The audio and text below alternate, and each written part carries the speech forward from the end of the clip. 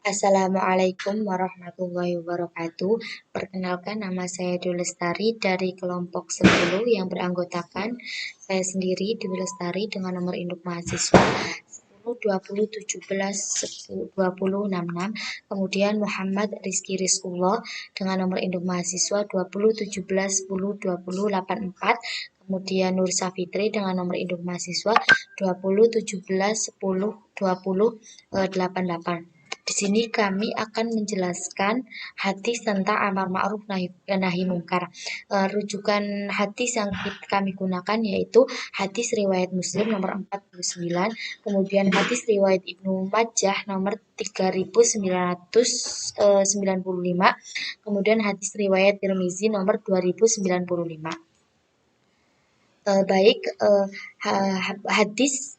Hadis riwayat Muslim nomor 49 yang berbunyi An Abi Sa'id Khudri radhiyallahu anhu qala sami'tu Rasulullah sallallahu alaihi wasallam yaqulu man ara minkum munkar falyughayyirhu biyadihi fa illam yastati fa bilisan fa illam yastati fa biqalbihi wa dzalika ad'afu iman. Dari Abu Sa'id Khudri radhiyallahu anhu, beliau berkata, aku pernah mendengar Rasulullah Shallallahu alaihi wasallam bersabda, barang siapa di antara kalian melihat kemungkaran, maka hendaklah ia mengubahnya dengan tangannya, kekuasaan. Jika tidak mampu, maka dengan lidahnya, dengan cara menasehati. Dan jika ia tidak mampu juga, maka dengan hatinya, merasa tidak senang dan tidak setuju dengan hal tersebut. Kemudian demikian itu adalah selama-lamanya iman. Takhrij hadis ini yaitu diriwayatkan oleh Imam Muslim nomor 49, kemudian oleh Ahmad, Abu Dawud, An-Sa'i, At-Tirmizi, Ibnu Najah, Abdul Razik dalam Al-Mushannah, kemudian Abu Awah, Abu Hibban dalam Taliqatul Hisan, Abu Ya'la, Baihaqi dalam sunahnya, dalam Subul Iman, At-Tayalisi dalam Mustadnya, Ibnu Mandad dalam Al-Iman, Abu Nuaim dalam Hilyatul Auliyanya. Kemudian Sarah hadis Muslim ini, dalam hadis tersebut Nabi Muhammad SAW memerintahkan siapa saja yang mengetahui dalam suatu kemungkaran untuk mengubahnya suatu kemampuan termasuk dengan hati. Tindakan yang dapat dilakukan dengan hati adalah memiliki rasa benci dan berpindah dari tempat terjadinya kemungkaran sembari bertekad untuk mengubahnya dengan lisan atau tangan ketika memiliki kemampuan seperti itu.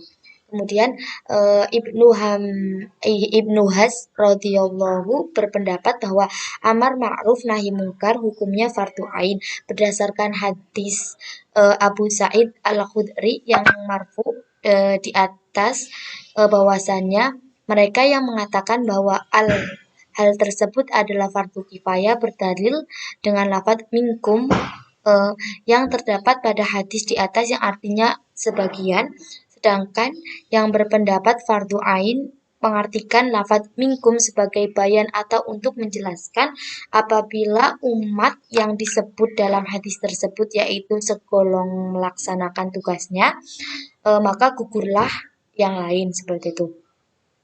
Akan tetapi dengan syarat golongan tersebut termasuk orang-orang yang mampu melaksanakan fardu kifayah dan dalam syiar ini. Akan tetapi dalam beberapa keadaan amar ma'ruf nahi mungkar menjadi fardu ain. Kenapa? Di samping itu nahi mungkar dengan hati dan benci terdapat kemungkaran dan pelakunya. Hukum fardu ain terdapat terhadap semuanya berdasarkan kesepakatan ulama dan tidak ada seorang yang dikecualikan karena hal tersebut memungkinkan bagi setiap orang seperti itu.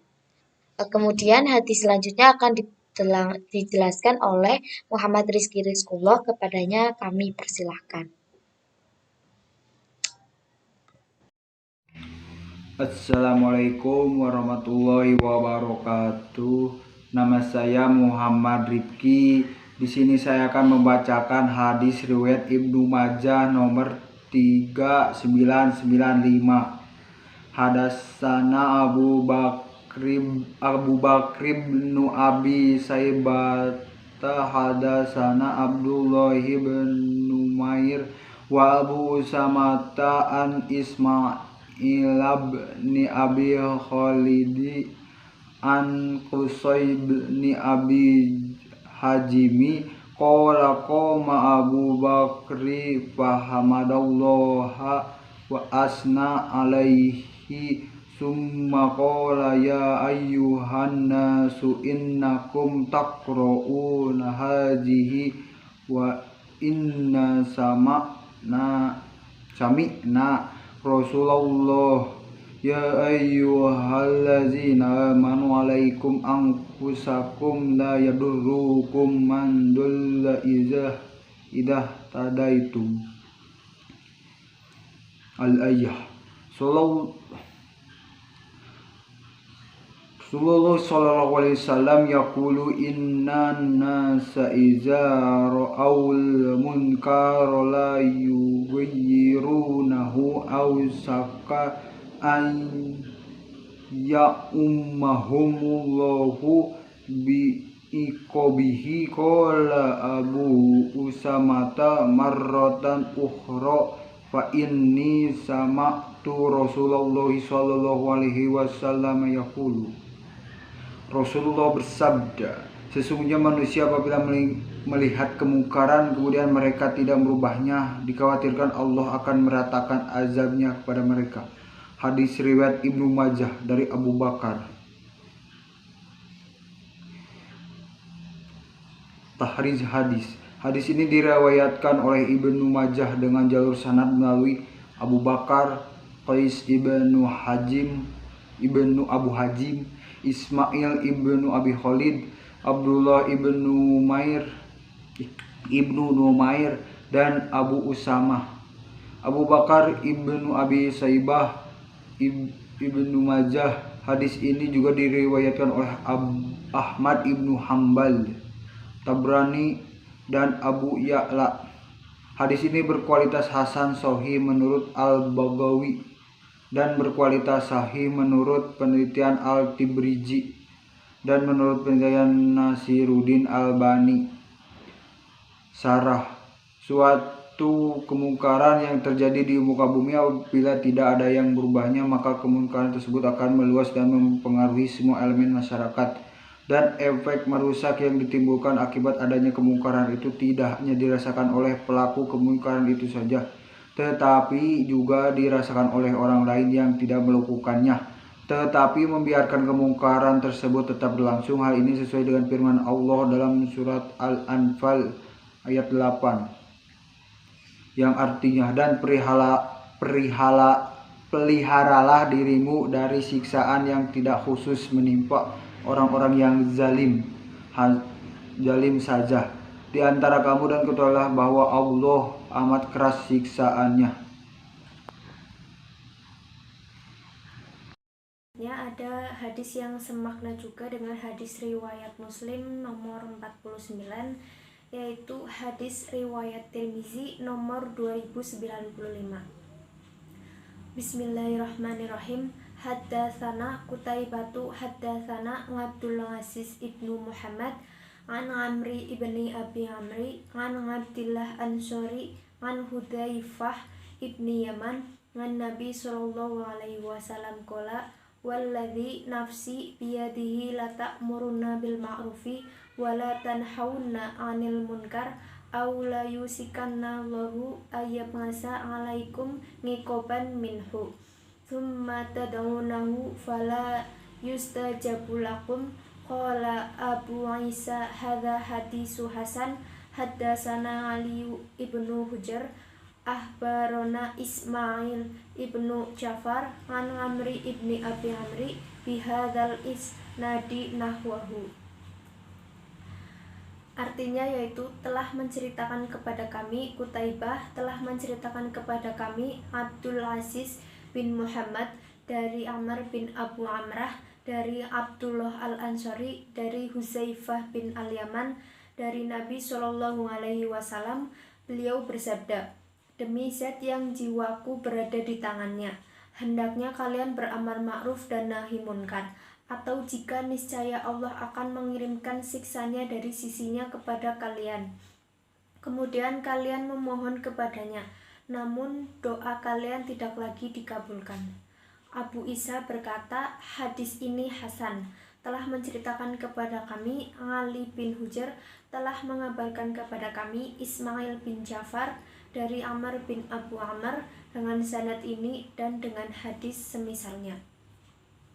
Kemudian bagian dari hadis tersebut, yang pertama itu ada Rasulullah SAW, kemudian Huzaifah, kemudian Abdullah, kemudian Amr bin Abu Amr, kemudian Abdul Aziz, kemudian Qutaibah, dan yang terakhir yaitu At-Tirmizi hasan. Muhammad Nasiruddin Albani juga menilai hadis ini berkualitas hasan. Hadis ini juga diriwayatkan oleh Ahmad Ibnu Hanbal dan Baihaqi. Kemudian ada syarah hadis. Hadis Nabi Shallallahu Alaihi Wasallam ini kembali menegaskan akan kewajiban setiap Muslim untuk mengajak orang lain, dirinya sendiri, serta keluarganya kepada kebaikan dan mencegah perbuatan yang buruk. Hukum wajib tersebut tercermin pada ancaman yang dikemukakan oleh Nabi Shallallahu Alaihi Wasallam. Bagi orang-orang yang tidak melakukan amar ma'ruf nahi munkar tersebut, mereka akan diberi hukuman atau siksa atas keengganannya. Dan juga pada saat itu doa yang ia panjatkan tidak akan dikabulkan lagi oleh Allah Subhanahu wa Ta'ala.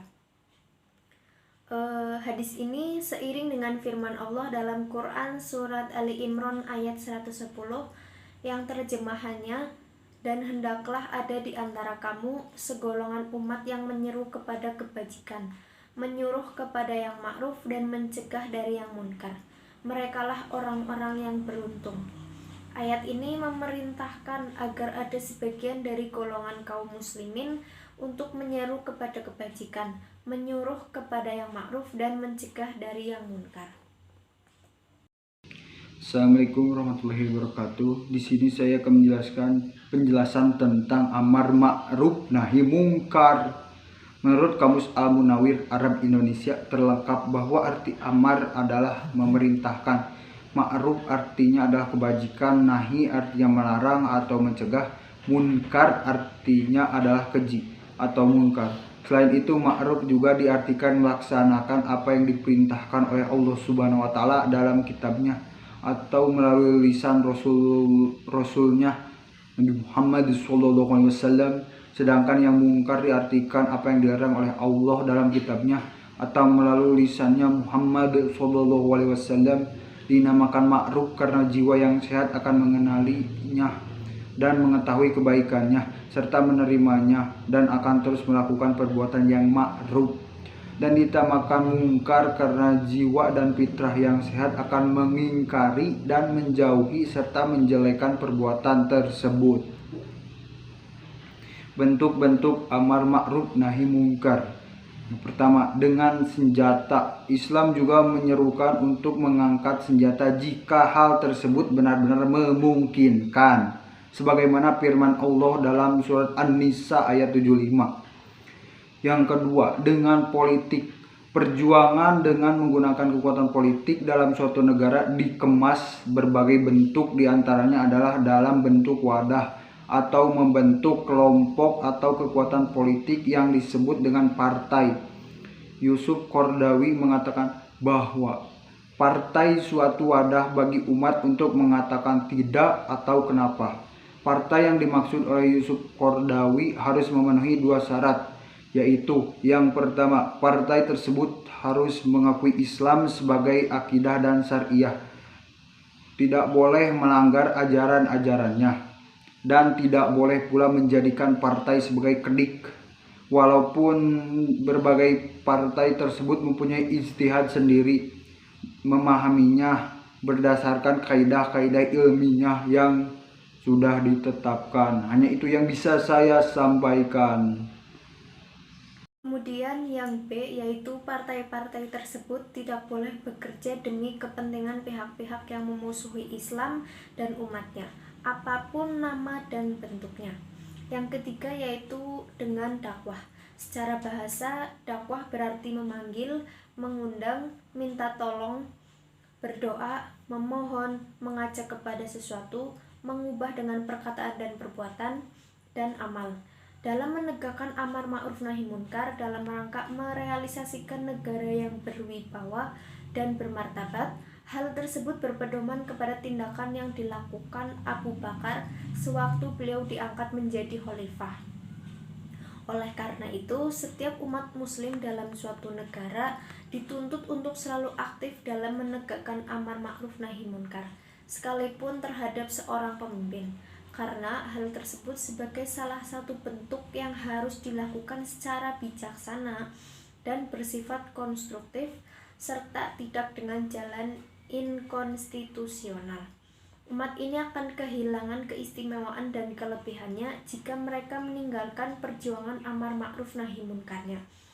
Maka mereka akan ditimpa musibah dan dilaknat oleh Allah Subhanahu wa taala. Kemudian ada rukun amar ma'ruf nahi munkar. Yang pertama yaitu ada muhtasib, yaitu orang yang melaksanakan amar ma'ruf nahi munkar. Yang kedua muhtasab alaih, yaitu orang yang disuruh mengerjakan yang baik dan dilarang mengerjakan yang jahat. Yang ketiga ada muhtasab fih, perbuatan yang disuruh atau dilarang. Yang keempat ada nafsul ihtisab, yaitu perbuatan dari si muhtasib atau pelaksana amar ma'ruf nahi munkar.